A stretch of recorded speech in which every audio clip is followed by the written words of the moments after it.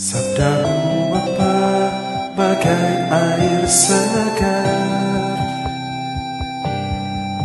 sejuk dan damai saat ku dengar, mengalir tenang tiada henti, sumber hidup dan kasih sejati. Halo sahabat Santo Paulus, selamat bertemu kembali di channel ini. Dalam katekesis santai kali ini, kita akan berbicara tentang sakramen Krisma, yaitu sakramen yang wajib diterima oleh semua orang Katolik setelah sakramen pembaptisan dan sakramen Ekaristi. Mengapa sakramen ini begitu penting bagi semua orang Katolik, atau mengapa sakramen ini wajib diterima oleh semua orang Katolik? Silakan ikuti katekesis santai ini.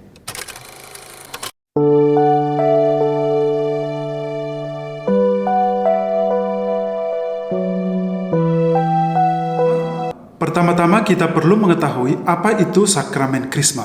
Krisma adalah pengurapan yang mengacu kepada kata Kristus, yang artinya adalah yang diurapi, seperti yang ada tertulis dalam Kisah Para Rasul 10 ayat 38. Dengan menerima sakramen Krisma, berarti kita menjadi sama seperti Kristus yang diurapi, karena lewat minyak Krisma kita menerima pengurapan Roh Kudus. Sakramen Krisma adalah sakramen ketiga dari sakramen inisiasi dalam Gereja Katolik, di mana yang pertama adalah sakramen pembaptisan, kedua sakramen Ekaristi. Mengenai kedua sakramen ini saya sudah bahas di channel ini juga. Bagian yang belum mengetahuinya, silakan nanti dilihat kembali. Sakramen Krisma sebagai pelengkap dari sakramen inisiasi dalam Gereja Katolik begitu gamblang dijelaskan dalam Katekismus Gereja Katolik nomor 1285 dan 1316.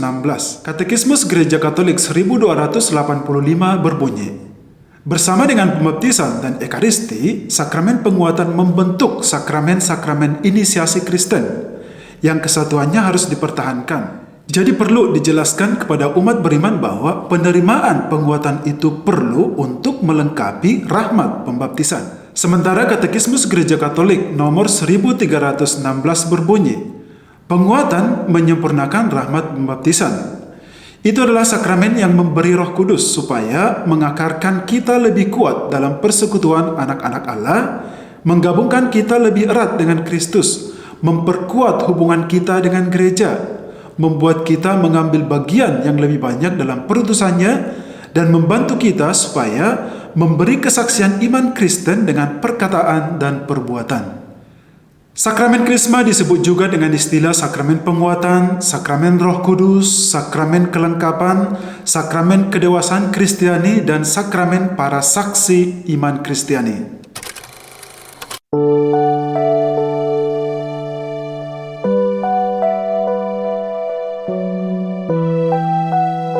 Sakramen Krisma yang diberikan dalam Gereja Katolik tentu memiliki dasar Alkitabiah.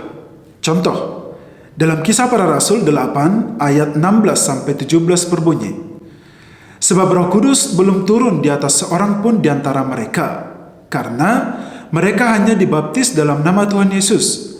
Kemudian keduanya, yaitu Petrus dan Yohanes, menumpangkan tangan di atas mereka, yaitu umat di Samaria, lalu mereka menerima Roh Kudus.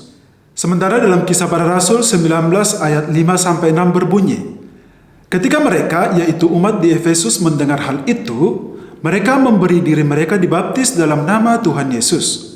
Dan ketika Paulus menumpangkan tangan di atas mereka, turunlah Roh Kudus ke atas mereka, dan mulailah mereka berkata-kata dalam bahasa roh dan bernubuat. Dari kedua kutipan kitab suci ini jelas sekali bahwa sakramen Krisma membutuhkan penumpangan tangan dari mereka yang terurapi untuk mengundang Roh Kudus atau untuk menghadirkan Roh Kudus. Dalam sakramen Krisma ada pengurapan dengan minyak Krisma, yang berarti kita yang sudah menerima Krisma dikuduskan, dikhususkan, dan menerima kuasa untuk melakukan tugas perutusan kita sebagai umat beriman, seperti yang dilakukan oleh Nabi Samuel saat mengurapi Daud sebagai raja. Kisahnya itu ada dalam 1 Samuel 16 ayat 13.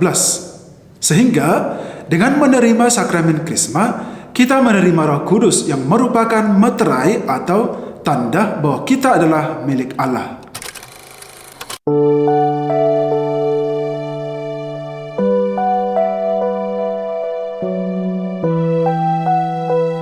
Inilah serba-serbi yang patut Anda ketahui tentang sakramen Krisma. Yang pertama, material Krisma. Material sakramen Krisma adalah minyak Krisma. Minyak Krisma ini terbuat dari minyak zaitun yang dicampur dengan balsam khusus yang wangi. Yang kedua, kata-kata yang diucapkan saat upacara sakramen Krisma adalah berupa doa epiklese, yaitu doa untuk memohon turunnya Roh Kudus atas para calon Krisma itu. Ketiga, sakramen Krisma hanya diberikan kepada orang yang sudah mengikuti persiapan pengajaran dengan waktu yang telah ditentukan dan melakukan sakramen pengakuan dosa. Tapi dalam bahaya maut, sakramen Krisma dapat diberikan kepada orang Katolik walaupun tidak ada persiapan. Yang keempat, siapa yang berhak memberikan sakramen Krisma? Pada umumnya adalah uskup sebagai pelayan biasa, tetapi bisa juga seorang imam yang disebut dengan pelayan luar biasa. Mereka ini adalah imam yang memiliki wewenang dan mandat dari uskup, yaitu vikaris jenderal dan vikaris episkopal. Pastor paroki yang membaptis orang dewasa atau yang menerima mereka secara resmi ke dalam gereja Katolik dapat menerimakan sekaligus sakramen Krisma di daerah teritorial tertentu, misalnya yang jauh dari lingkungan keuskupan. Yang kelima, cara pemberian sakramen Krisma. Pemberi sakramen Krisma menumpangkan tangan kepada atas calon penerima sakramen Krisma sebagai tanda mohon turunnya Roh Kudus dengan doa epiklese.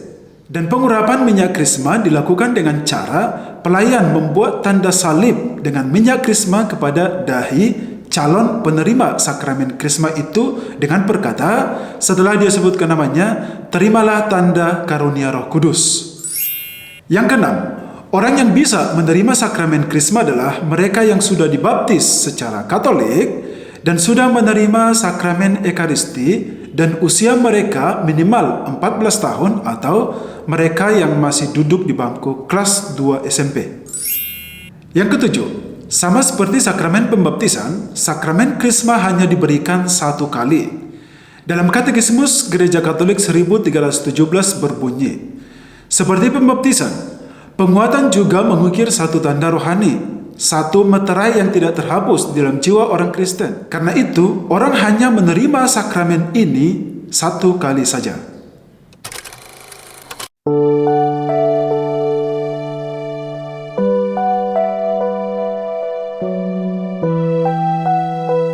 Sekarang kita akan mengetahui apa saja gunanya menerima sakramen Krisma. Yang pertama, untuk mendapatkan rahmat dari Allah. Sakramen Krisma yang kita terima adalah rahmat pengudusan dan juga rahmat pembantu untuk mengamalkan cinta Allah serta berani melawan setan dan godaannya dan juga mampu memikul salib kehidupan. Yang kedua, kita diangkat menjadi nabi, imam, dan raja. Imam yang berkarya sebagai pendoa dan penebar rahmat, nabi yang berkarya sebagai pengajar kebenaran, dan raja yang berkarya sebagai pelopor dan teladan kebaikan. Yang ketiga, kita menjadi dewasa secara iman dan rohani. Seseorang yang telah dewasa secara rohani akan dapat menghayati arti sakramen baptis yang telah diterimanya, serta bertindak seturut dorongan Roh Kudus, bukan hanya mengikuti kehendak pribadi atau kehendak daging. Ia dapat melihat dari sudut pandang rahmat, kasih, serta rancangan Allah yang indah, melakukan kontak batin dengan Yesus, memiliki kekuatan batin, serta motivasi intern yang kuat. Intinya adalah kita akan mampu memilah-milah mana yang baik dan juga mana yang tidak baik. Yang keempat, dengan menerima sakramen Krisma, kita sungguh-sungguh menjadi anak Allah. Yang kelima, dengan menerima sakramen Krisma, kita menjadi satu dengan Kristus sehingga kita disebut menjadi saudara dan saudari Kristus. Yang keenam, dengan menerima sakramen Krisma, kita menjadi satu dengan gereja yang menjadi saksi Kristus, seperti yang dikatakan dalam Lumen Gentium 11 berbunyi, Berkat sakramen penguatan, mereka terikat pada gereja secara lebih sempurna dan diperkaya dengan daya kekuatan Roh Kudus yang istimewa. Dengan demikian, mereka semakin diwajibkan untuk menyebarluaskan dan membela iman sebagai saksi Kristus yang sejati dengan perkataan dan perbuatan.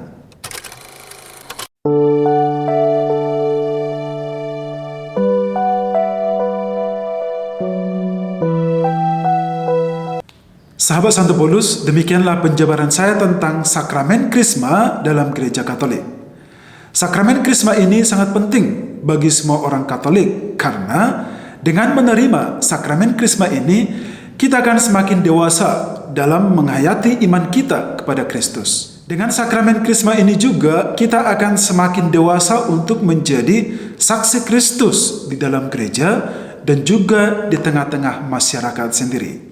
Oleh karena itu, penerimaan sakramen Krisma bukan hanya secara ritual belaka atau hanya sebagai upacara biasa, akan tetapi dengan menerima sakramen Krisma itu, kita benar-benar sudah menjadi anak Allah yang diutus di tengah masyarakat dan di tengah dunia.